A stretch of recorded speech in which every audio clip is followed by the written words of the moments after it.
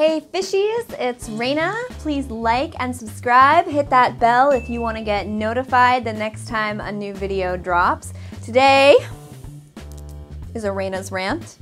I'm wearing my Raina's Rant sweater, my R, designed by Daphne Clem. Thank you, Daphne. And we are talking today about environmentalism in the mermaid community. I see a lot of shade get thrown at somebody if they maybe use glitter. Maybe they throw shade if someone's using a sequin tail. And being critical of those things is important. We need to look at the impact that we're leaving on our environment. The problem that we are having in the mermaid industry is it's really a lot of armchair activism, and sometimes it's not even that. Sometimes it's people pretty much just wanting to pick on somebody or bully them. Some people will say, oh, you shouldn't wear a sequin tail, it's bad for the environment and the ocean, and then that person really doesn't care about the environment and the ocean. Maybe they do things that are like 10 times worse, or they really just could care less. They're just pointing it out to pick on somebody, right? So let's talk about this. First of all, you don't need to be an activist for the environment to be a mermaid. It's really admirable that some people are. Hannah Fraser, with all that her work she does to try to raise awareness, that's really amazing. Mermaid Linden does tons of stuff with, I think it's Reef Check Foundation and Surfrider Foundation, quite a few actually that Linden volunteers for. Plenty of mermaids do beach cleanups and do volunteering and public education, and it's amazing, it's amazing. You don't have to do that though. But what I'd like people to consider is before you throw out judgment at somebody else, consider empowering people instead, and consider making changes for yourself, because we can all do better, and I have a few examples for you. So one of my mermaids is a marine biologist and she's vegan, and she explained to us the damage that actually can be done to ecosystems by using real shells, and we kind of see that as like, that's kind of actually a natural thing, and that's cool. It's better than maybe some of the alternatives, but in reality, it's contributing to ocean acidification, because the shells, and when they break down, and the calcium and magnesium and potassium that goes into the water is actually helping to neutralize the ocean and keep it from being too acidic. But when we're taking as much out of the ocean as we are taking, we actually are contributing to ocean acidification and upsetting coral reefs and all kinds of stuff. So she uses glass versions, silicone versions of things, and that's actually really cool, I think. So I mean, I've got some like real shells and stuff like this now, but for my stuff in the future, I'm gonna look into the alternatives, and you can check out her page, Tuwala's Treasures. She actually makes totally stunning headdresses and necklaces, and you wouldn't even know that they were fake, so that's pretty cool. Another thing my company has done is we've switched to eco glitter, and eco glitter can be bought in bulk or individual little vials. Ours is sold locally. I had gotten a bunch online for a while, and I'm just finally starting to run out of it, so I'm going to be buying it locally from a company here. Biodegradable glitter needs certain conditions in order to biodegrade, and usually that happens when you wash it off. It's an organic matter that starts to break down. Sometimes it's made from mica flakes, so that's pretty cool. That's something you can do. One of the things that Sean and I did as part of our company this year is we switched to a hybrid car, which is really cool. Our old car was dying, and it was like, okay, it's time to get a new car. What can we do that is a bit, more ethical for us? And we decided to do that because we were able to do that. Not everyone's able to do that, but definitely with your companies, prioritizing carpooling, that is really big and makes a difference, because we're all driving everywhere to get to these gigs. So that's great to cut down on carbon emissions. Obviously, we all try to make those little changes, getting rid of single-use plastic, switching to reusable bags. Most people are willing to do that. And I'm not saying these things to humble brag, as the term is called, where you kind of brag, but you try to do it in a way that's just, oh, look, I'm so great. What I'm trying to say is that in the community, this is kind of being used as a covert way to be nasty to each other.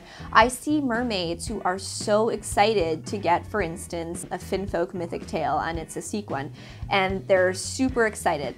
And other mers will automatically assume that these people aren't going to be responsible tail owners and start crapping on them about their sequin tails and the environment.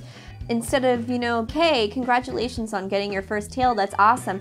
You should know that sequins come off really easily and they can become a microplastic and get left around in the ocean. So you may want to consider only using it in the pool and work towards something else. Most people aren't going to use it in the open water, and some people do.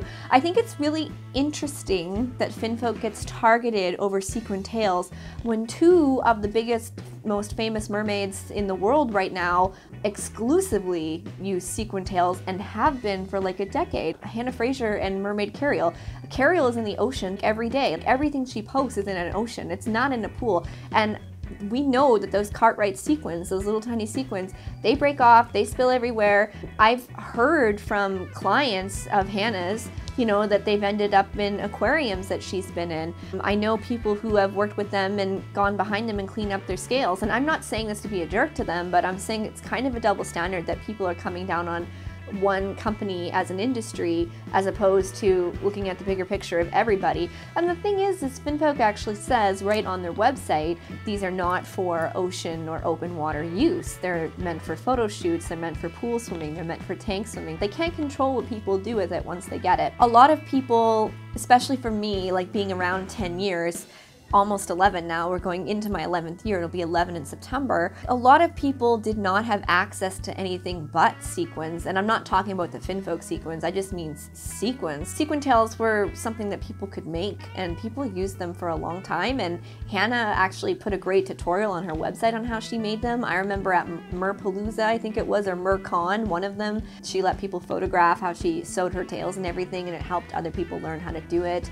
So here's the thing, I'm not defending sequin use, but I'm saying if you're gonna sit there and crap on people who are getting them, well then I really hope you are living up to the same judgment that you're casting on other people and making sure that you care about the environment, because 9 times out of 10, when I see people throwing this shade and I check their pages, they're doing all kinds of stuff that is way, way, way, way, way worse than buying a sequin tail and wearing it in the pool, you know? So it's sort of like we need to grow as an industry and be accountable on both sides. We need to be accountable with our choices and what we're buying and how we're using it. And we also need to be accountable in how we're treating other people and how we're empowering and educating people. Let me tell you something.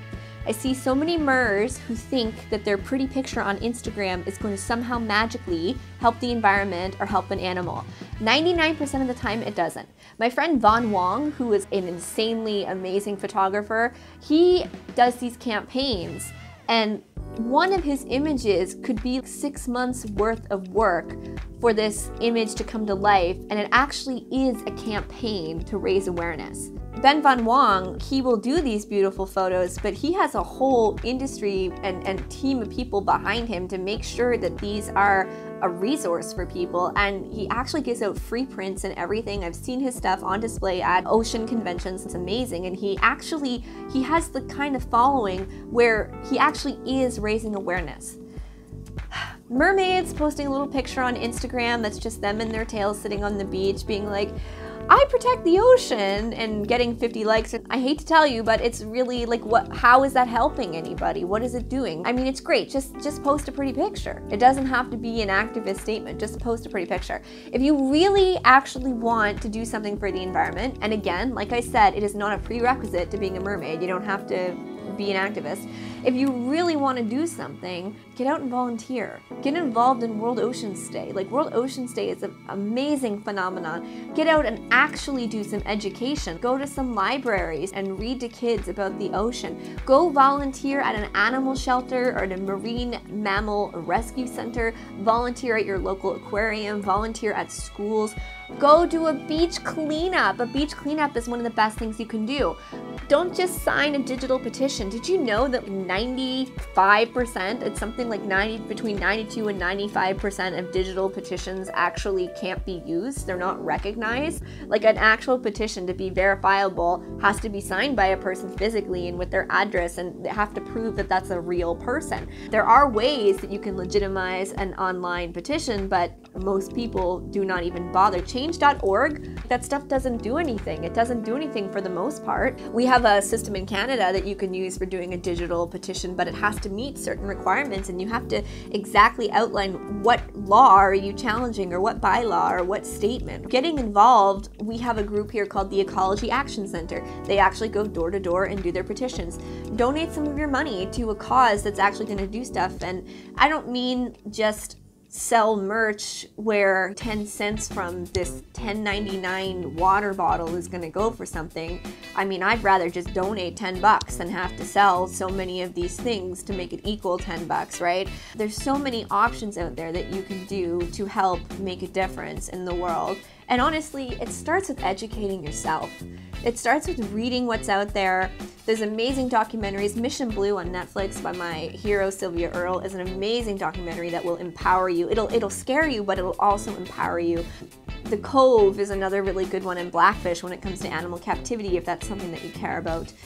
You just kind of have to put your money where your mouth is. And my rant, to summarize, is basically, first of all, stop using environmentalism as an excuse for popularity, because so many people rely on it as a marketing technique. It's like a default. It's, oh, I'm a professional mermaid and I really care about the ocean, but then they do nothing to help the ocean. They're just using it as a tagline. There's a famous mermaid who has an actual tagline about protecting the ocean, and I've known them my entire career, and I haven't seen them publish a single thing. Not a single fundraiser, not a single charity event, not a single proof of I donated to this or I did a beach cleanup. How can you market that and use it as your tagline and not care? And people are getting wise to this, folks. When I'm giving my interviews lately, the past year I've had tons of viral content. Reporters are asking about it. They're picking up on the fact that mermaids are using it as kind of a buzz thing and then not actually following through on it. And that makes us all look bad.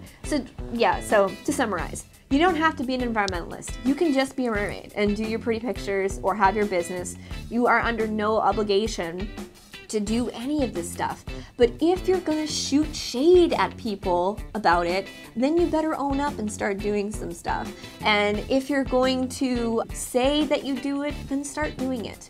It makes a huge difference. The stuff that my company has been able to do, Tawala went and did a beach cleanup and I wanted to do it with her, but I wasn't able to go at the time. And it was really interesting because a week later we went to an event and the beach cleanup people were there and they had a display of tampon applicators that they had cleaned up off the beach, and there was a million of them.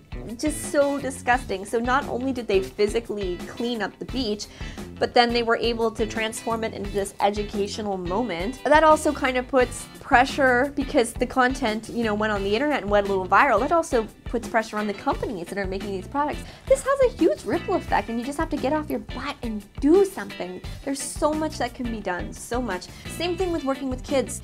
You know, if you're gonna say that you care and do this and that, the other thing, it's fine if you just want to do kids parties, but you know, hospital visits are great.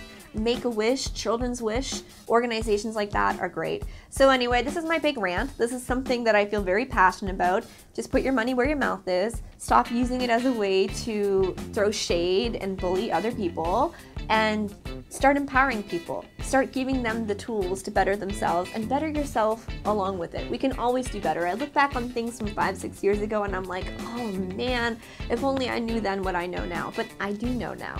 And I'm gonna keep learning things. I wanna look back on this time and be like, damn it, Raina, like you should have done better. You should have done better. But I'm working with the best with what I can do, right?